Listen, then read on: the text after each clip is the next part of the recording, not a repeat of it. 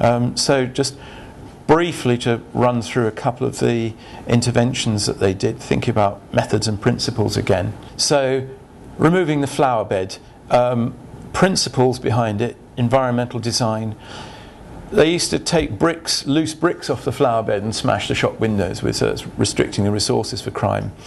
There's nowhere for them to sort of sit around after that, so it's deflecting offenders from the crime situation. And it was reassuring the public who, they didn't have to run this sort of gauntlet of young people every time they went into the shops. Now the shopkeepers said, oh, if you're removing that flower bed, what about ram raiding? Do you call it that over here? Yeah. So they said, right, let's put up some bollards. And they said, wait a minute, if we put up bollards, the young people will sit on them. And said, so they made some rather uncomfortable bollards.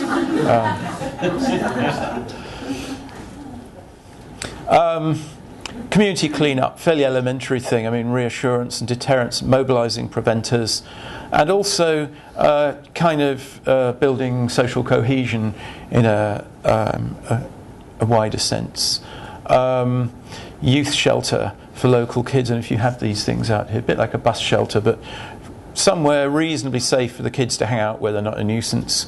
So it's removing them from that crime situation, removing them from where it was easy to get alcohol, and finding something for them to do so they weren't so totally bored out of their minds looking for trouble.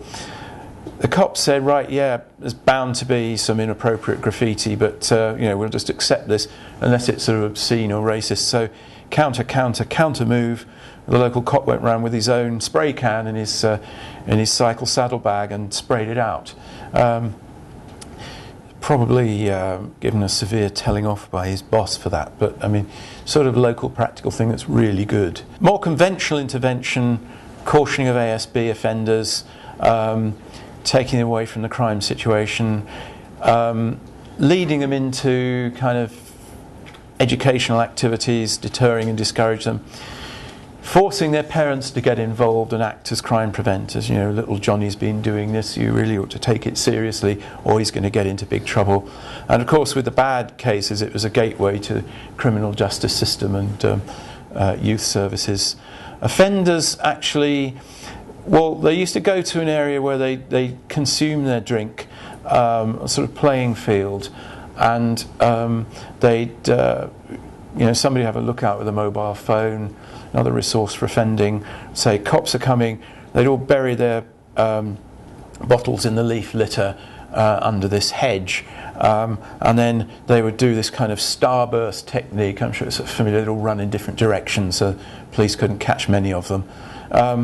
And so one intervention, trimming all the sort of hedges and shrubs and things so there was nowhere to conceal themselves, nowhere to sort of hide the bottles.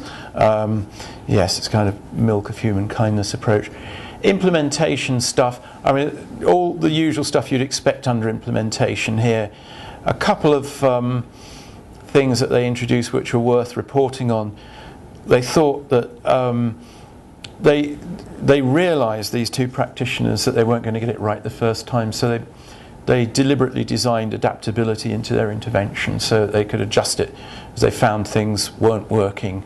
And they actually had an exit strategy which involved being able to come back should the crime problem reawaken, and they were aware that their current strategy might only work for a few years because there'd be a change of fashion. So some quite good ideas worth capturing there. Millions of partners under involvement.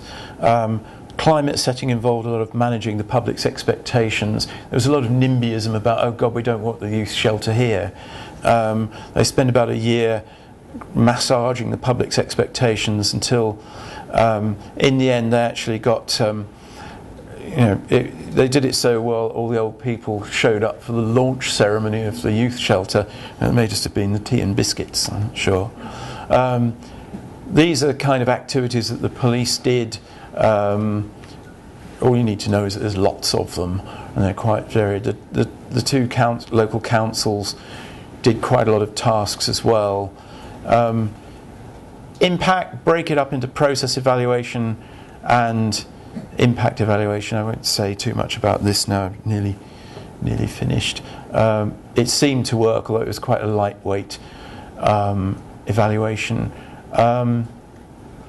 So beyond capturing good practice examples, we can draw them together into sort of principles and theories. We can look at what went wrong, look at the failures at each of the I's. We can use 5 I's for toolkits and training, use it for gap analysis, and you can actually use 5 I's in a prospective way, sort of playback as well as record, helping practitioners go through their entire process and monitoring and managing it as well if you're a sort of delivery manager. The CCO has had applications in a range of different fields as well. You can use it as a sort of basic interview schedule, though you wouldn't use that language for offender interviews. You can use it for crime impact assessment. You've got this new wheelie bin refuse service. Which of these causes of crime is it going to affect? So we come down finally to this issue of simplicity.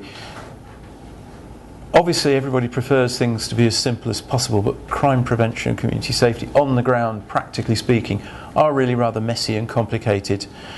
This 1950s cybernetician, complete with pipe in all the pictures you see of him, this law of requisite variety, which is used quite a lot in the business world, to understand complexity out there in the real world, your model that you use, your framework, has to be sufficiently complex to handle it.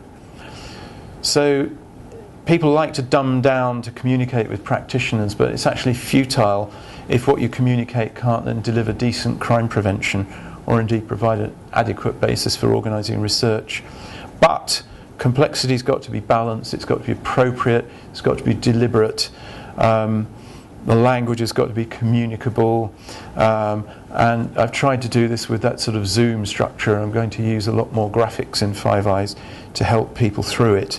But it's best learned as a kind of primary training schema for prevention. If you get that in your mind as a sort of novice crime preventer, then it will really help. So it's a philosophy of high investment in training, guidance and other infrastructure, capacity building, which leads to a high return in terms of performance. And the major factor behind this is the richness of the info that you capture in evaluations and systematically collecting and organising the knowledge. That's it. Thank you.